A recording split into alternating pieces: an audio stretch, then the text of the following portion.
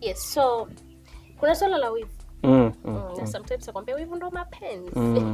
Sasa wivu na hofu ya kusalitiwa vinaathiri vipi afya ya akili ya mtu? Kwanza inaweza kasababisha kuwa na wasiwasi sugu. Yaani mtu unakuwa na wasiwasi uliopitiliza. Na mwisho wa siku inawezekana ukawa tu umekaa ukawa unashtuka tu. Watu wakuuliza vipi unashtuka nini wewe? Hata hujui chochote. Lakini pia inawezekana ikakupelekea ukapata msongo wa mawazo. Na tunaposema msongo wa mawazo unakuwa na mahitaji mengi kuliko rasilimali za kuweza kutatua. Wewe utakuwa na hitaji la rasilimali mtu ambayo huyo mtu kwa sasa kwa muda huo hata kuwepo, labda yupo kazini. Kwa unakuta sasa unapata tu msongo wa mawazo ambao sometimes hauna hata maana. Lakini pia jambo la tatu unaweza ukapata tunaita sonona, depression. Una mahusiano yako na mahusiano hayo mtu anakupenda tu, lakini unajikuta unapata depression.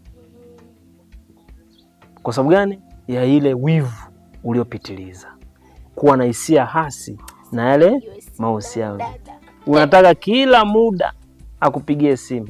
Simu ikiita umechungulia hivi. Unakuwa kama afisa mpelelezi.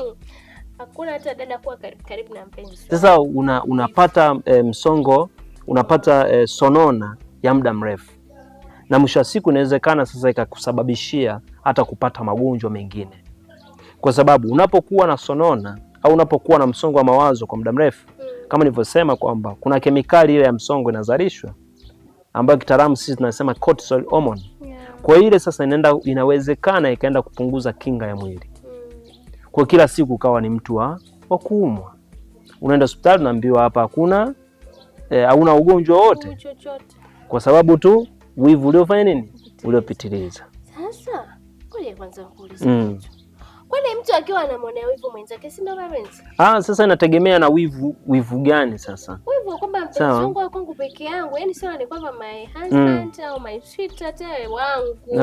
Yaani hatutaki kushare hiyo raha. Inawezekana ikawa hivyo. Lakini sasa isikufanye wewe ukashindwa kufanya vitu vingine ambavyo havizalishi, ukasababisha yule mwenzako pia kuwa katika hali ambayo si salama. Unajua kuna ule wivu ambao unakufanya na unaenda kupelekea yule mwenzako ajione kwamba hayuko katika sehemu salama. Kwa hiyo lazima muwe katika sehemu ambayo ilikuwa nini? Ilikuwa salama. Kwako iwe salama na yule kwa mwenzako iwe salama. Kwa sababu wivu pia uliopitiliza unaweza kukupelekea wewe mahusiano hayo yakavunjika. Sasa ngoja kwanza hapo kwenye kipengele cha wivu mara nyingi pia kimekuwa kikileta kashikashi. How comes yani mpenzi wako anakuwa kuonea wivu hata kidogo? Yaani anakupigia simu saa 6 usiku. Hello baby, hello, uko wapi? Niko barabarani kuna sehemu natoka. Anakwambia it's okay. Saa 6 usiku. Yaani hata aulizi unatoka wapi? Kwa nini unatembea usiku? Yaani he don't care. Sasa mimi naamini Fiku ananipenda kweli. Nikivaa nguo tu pengine umependeza au hata nimependeza sana. Mpenzi wangu ataniambia bwana umependeza sana nje. Yaani kuna vitu natamani kuvisikia. Sasa umesikia Shani. Unajua kuna wivu kama uliosema, alafu kuna ile ya kawaida, yani kuna wivu uliopitiliza, alafu kuna wivu ule wa kawaida. Hapo kwenye balance. Sasa unatakiwa sasa uwe na balance. Sawa, sio ile umependeza unaanza kumfokea. Nenda kabadilisha hizo nguo hizo. Sitaki utoke na hizo nguo. Usisuke na kama kuna movie fulani huwa ninaitazama, jamaa mmoja ana wivu kupita kiasi. Sasa ile inaenda inamnyima mtu uhuru wa kufanya jambo fulani. Anaona sasa mapenzi sasa ni gereza hili. Hii itakuwa ni Guantanamo hili. Kwa anatafuta sehemu ambayo ina furaha. Unajua ubongo wetu wa mwanadamu unapenda furaha. Haupendi heka. Kwa akishaona hapa kuna changamoto, anatafuta furaha iliyoko. Kwa hiyo kama mwanamke sasa, wewe jamaa unamtilia wivu sana na kwenye jamaa huko anamtext kila siku, anaona sasa mwamba sunda huyu anavoleta maneno mazuri, wewe kila siku maneno ya lawama. utakimbiwa kwa sababu ya wivu ambao uliopitiliza. Kwa hiyo unaweza pia ukasababisha mahusiano mengi kuvunjika. Okay. Na ukawa ni mtu sasa wa kwenda kwa huyu kwenda kwa huyu kwenda kwa huyu. Yeah. So tuangalie hapo dalili zipi ambazo ukiziona kwa huyu mtu unajua sasa hii hofu na wivu umepitiliza, anahitaji kupata msaada. Kwa hiyo ukishaona sasa hiki kiwango kimefika, msaidie mtu. Akiona hiki kiwango kimefika, anaona kabisa sasa hili jambo haliko kawaida. Huyu mtu anahitaji kwenda kumwona mtaalamu kama hivi. Yes. Kuna mahali fulani ulisema kwamba ulikuwa unamtumia meseji mtu za mara kwa mara na masimu ya kutosha, unatuma kama waraka wa mtume fulani, meseji kubwa, alafu meseji za lawama, lawama zile za mara kwa mara. Hiyo ni moja dalili. Okay. Lawama za mara kwa mara, kitu fulani kitu fulani, hakuna utulivu kwenye mahusiano. Kwa hiyo lawama ni moja dalili, lakini pia kitu kingine wasiwasi kupitiliza. Unakuwa na wasiwasi wa kupitiliza, na huu wasiwasi wa kupitiliza unakuwa unauliza wewe mara kwa mara, unanipenda, unanipenda, unanipenda, umependea nini? Kwa siku unauliza mara 10 kama imekuwa wimbo wa taifa. Kwa hiyo ni changamoto, ni moja ya nini ya dalili. Lakini pia ukiona haya, hii si sawa, unakosa ule uhuru wa kufanya vitu vingine, uhuru wa kufanya kazi. We kama ni mfanya kazi, unakuta kila muda anakupigia simu, kila muda anakupigia simu, uko kwenye kikao anakupigia. Hiyo ni changamoto, na inawezekana isiwe yeye, inawezekana namna alikotoka huko nyuma ndiko kumesababisha yeye kuwa hivyo. Inawezekana alikutana na kibomu, vilungu vikali, usaliti ulio kisiri, kwa umemfanya yeye kuwa na tabia hiyo. Kwa hiyo na wewe sasa, yule mpokeaji, utakiwi sasa kumfanya nini? Kumhukumu. Mpeleke kwa mwanasaikolojia wake mapema ili aweze kuwa bora. Lakini pia kitu kingine, kuhatarisha maisha. Unajua kuna watu wana wasiwasi mpaka muda mwingine wanahatarisha maisha. Inawezekana ukawa umepiga simu 3 4 hajapokea, anameza vidonge, anatafuta kisu, kamba. Si umeelewa? Unatafuta kamba, unatafuta nini? Yote ni kwa sababu gani? Ya ule kujiona kwamba wewe labda anakusaliti, labda anafanyaje. Kwa hivyo ndio vitu ambavyo vinaweza pia vikatokea. Okay. Yeah.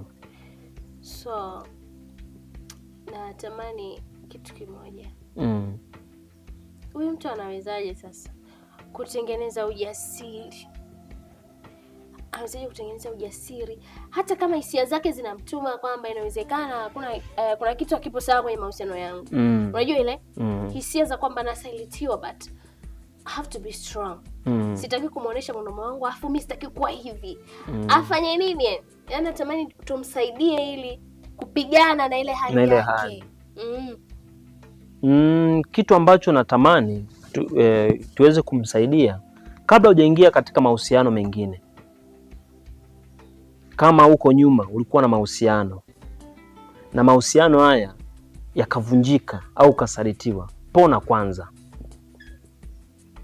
Unaponaje? Pona kwa kumuona mwanasaikolojia wako.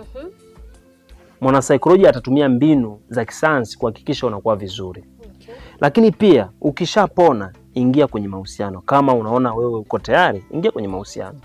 Kabla hujaingia kwenye mahusiano, kaa na yule mtu kwanza, mupange mikakati. Yaani usiingie tu ghafla. Katika kipindi hiki cha urafiki, anzeni kwanza kutengeneza kwanza urafiki. Kipindi hiki cha urafiki ndio utajua huyu mwenzangu ana tabia gani. Watu wengi wanaingia ghafla mzima, mwisho wa siku unakuja kukuta vitu. Kwa hiyo anza kudiscuss mapema kipindi hiki cha urafiki. vizuri, then ingia. Lakini pia tengeneza matarajio yako ya mahusiano. Nataka mahusiano yaweje? Kaa jadiliana naye huyo mwenzako, kwa bwana, matarajio yangu mimi nataka 1 2 3 4 5 6. Ukifanya hivyo, basi hata kama kikitokea utakuwa uumii, kwa sababu tayari unajua mwenzangu yuko namna fulani. Ni vitu vya muhimu sana, vidogo vidogo ila vya muhimu. Kingine, usiweke matarajio makubwa kuliko uhalisia. Sawa? Usiweke matarajio makubwa kuliko uhalisia. Wewe unasema mimi sasa nataka mwanaume fulani mfupi hivi, anaonyoa kipaa, mwenye tumbo fulani, au anaenda gym, lakini ghafla umemkuta jamaa fulani mweusi mfupi sana, sio kama yule. Hiyo ni changamoto. Hiyo ni nini? Ni changamoto. Sawa. Kwa hiyo weka matarajio ambayo yenye nini? Yenye uhalisia. Okay. Ukiweka matarajio yenye uhalisia yatakufanya wewe uwe bora. Sawa. So, yeah. Kwenye hiyo situations utakuta mtu anaamua kubadilisha mahusiano. Yaani anaamini kwamba kwa sababu Jose anampa hofu, basi anaamua akiwa approached na labda Juma anaanzisha naye mahusiano. Na huko akiwa na shaka hivyo, akiwa na shaka hivyo. Sasa na wewe tusaidie kuwa na kubadilisha mahusiano kutokana na hofu hiyo, wivu na nini. Inaweza kuwa ni tiba pia kwa huyo mtu? Hapana. Au ndo anaenda kufa huyo? Hapana, sio tiba. Huyo tutamkuta sehemu fulani pabaya sana. Kubadilisha mahusiano kwamba unaona kwamba kule utapata amani ya moyo na utulivu wa akili, unakosea sana, kwa sababu utakuwa unapata tiba ya sasa hivi, lakini ndani yako utakuwa unaendelea kuumia. Kwa hiyo kama unaona kwamba hali hiyo inakukera na inakuumiza, ni bora kusema, ni bora kuongea, kumwambia mwenzako kwamba mimi na tatizo hili na hili na hili, naomba unisaidie. Okay.